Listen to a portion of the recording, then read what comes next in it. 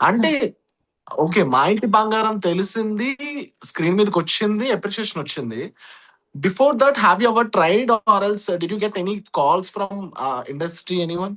ఆహ్, మీరు 'సూర్యకాంతం' గారు రోల్స్ చేసినప్పుడు గాని, అంటే 'నిర్మలమ్మ' గారు రోల్స్ చేసినప్పుడు గాని? వచ్చాయండి. కాకపోతే అవి కొంచెం హ్మ్. చిన్న ప్రొడక్షన్ హౌసెస్ అండ్ అంత వెల్ నోన్ ఫేసెస్ కాదు. So, I thought okay. కొంచెం ఫస్ట్ మూవీ ఒక మంచి ప్రొడక్షన్ హౌస్‌లో ఉండి విత్ ద లేడీ డైరెక్టర్ చేస్తే నా స్కిల్ సెట్ చూపించుకోవడానికి స్కోప్ ఎక్కువుంటుంది అని అనుకున్నాను. హ్మ్. హ్మ్. ఇప్పుడు మీరు చూస్తే బయట చాలా మంది తిరుగుతున్నారండి. They are very hard working. చాలా యాహ్! ఆపర్చునిటీస్ కోసం వెయిట్ చేస్తాను. అట్‌లీస్ట్ నేను వెనకాల నుంచుంటే చాలు అన్న వాటికి కూడా పాపం ఉన్నారు చాలామంది. అవును. Yeah! Yeah! Not thought easy ఇండస్ట్రీలో ఎంటర్ అవ్వడం గాని, అంత ఆర్గానిక్‌గా వెళ్ళడం అనేది చాలా కష్టం. యాహ్!